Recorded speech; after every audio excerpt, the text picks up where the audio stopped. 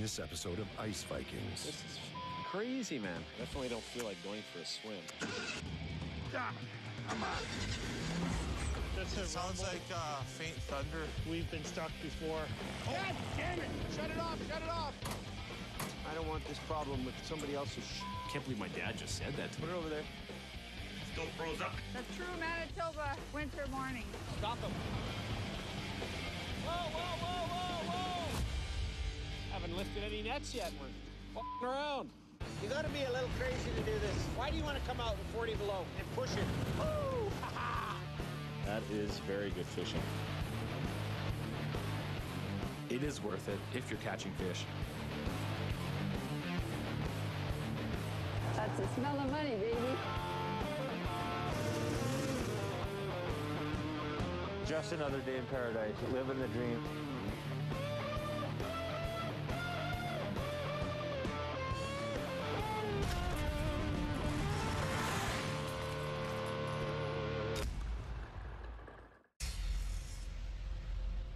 It's the final day of the winter fishing season and the Christensens roll out.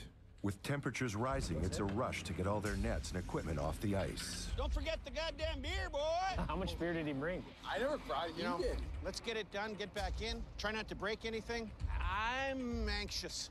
It's kind of half excited and half nervous. Oh, no. Okay, let's get out of here. As the ice melts, crossing this crack is getting more and more risky. Let me just help you with that.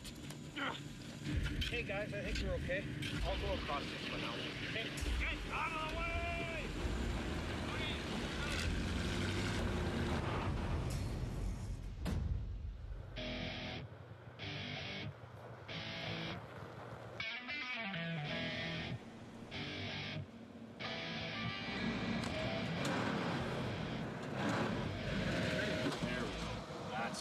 Okay, you can do it.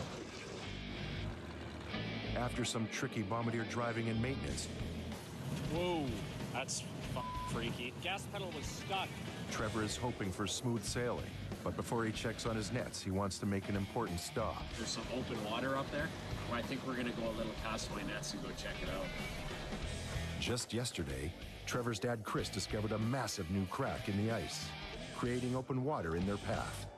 My dad showed me a little video. There's a big strip of open water as far as you can see. And I think they had to go around shore. At least there was a way to get around to the nets. Because if not, we're kind of hooped. Like, we have a ton of nets on the other side of that open water. I'm curious. I want to go see it myself. Hopefully there's no surprises on the way. Trevor Christensen is having a good year and is on track for his quota. But if he can't get to his nets because of the new crack, it could put him days behind, and that could mean thousands of dollars missed by the end of the season. Something's rumbling around, I think. Trevor hears something wrong with his grandfather's bombardier. What in the f***? It is so loud in there, Riley.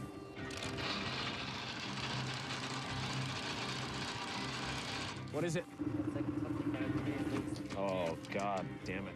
Hey, Pete, it's this right here. Look. It's not even the bolt. It's underneath it. It's the little metal plate. There's sockets, then there's wrenches in here. I got some wrenches here. It's getting a little too loud in there. What? We just put some washers and that in place and tightened it up, and we'll see. Son of a bitch. This is a funny view of the bombardier. Wouldn't want to be under here if it was running with this thing. Hopefully it works for the rest of the day. I'll tell Grandpa later, and I mean, he's seen it all before. Everything breaks on these things, right? It's just, you got to be able to fix it and roll with the punches, basically.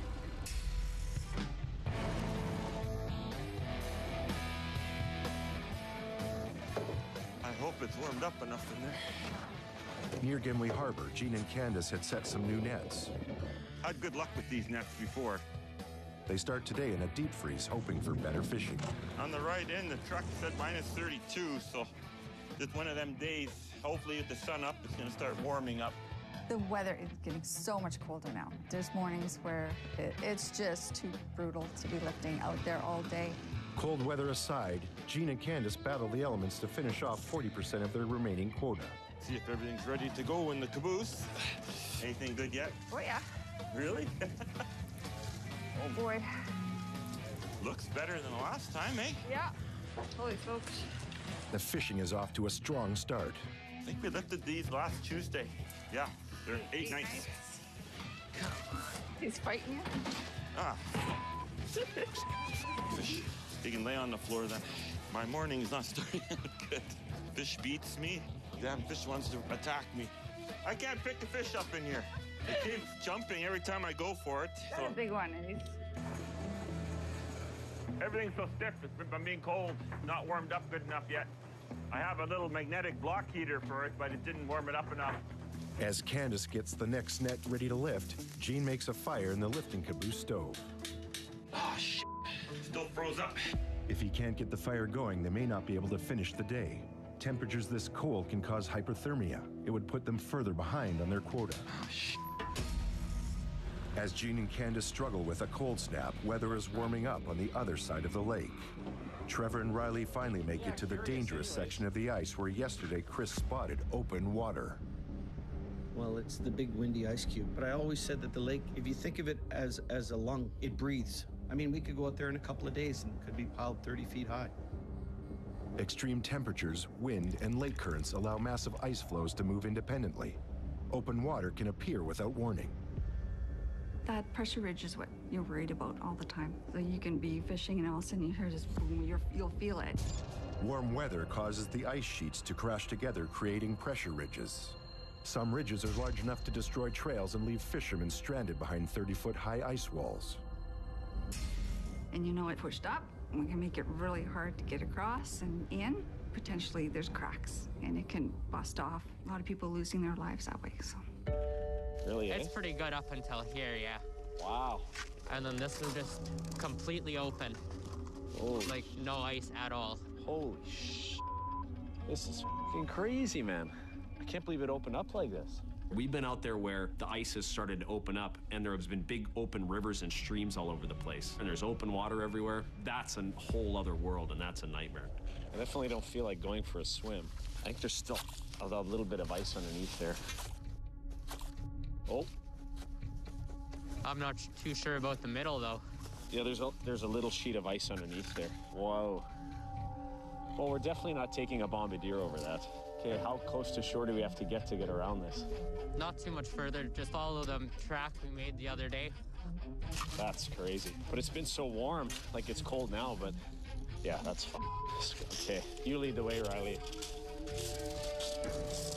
Haven't lifted any nets yet. We're around. You definitely would not want to go over that. Holy shit.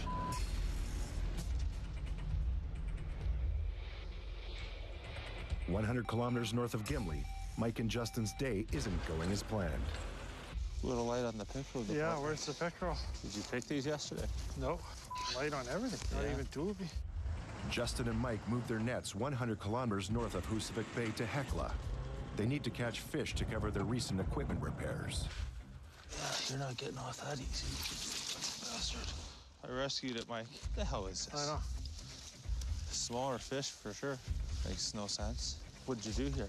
Since Monday. In the winter, you typically leave them maybe 5-6 days because there's not as much current.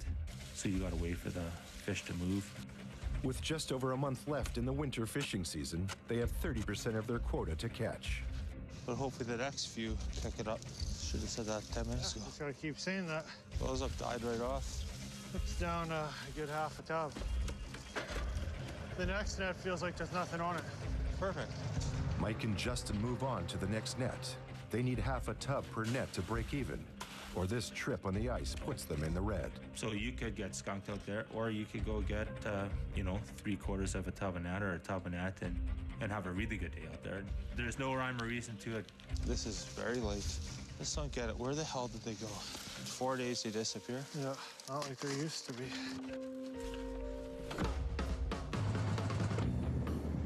In Moonlight Bay, Richard and Mike Bjarnason are dealing with a frozen bombardier. They had good luck catching fish on their last trip out. Yeah, that's excellent. But now they're having trouble even getting started. Fire. Come on, give me a fire. No fire at all means that she's flooded, and it'll probably take a few minutes for it to settle. There's no plug in here. They guess we should have put a blanket on one of the doors. Oh, God damn it. Was it pretty chilly last night, or? It's not that bad, but if it doesn't fire off, you know, right off the bat, then Almost you have flooded. to pump it, yeah, and then it gets flooded. Son. The guys are burning daylight. The cold bomber threatens to stop an entire day of fishing. She's flooded. It always does that. Sometimes I get lucky and I pump her a few times, and then she starts, but she hasn't been plugged in, so it will take a while. Flooded it, and you wait about 5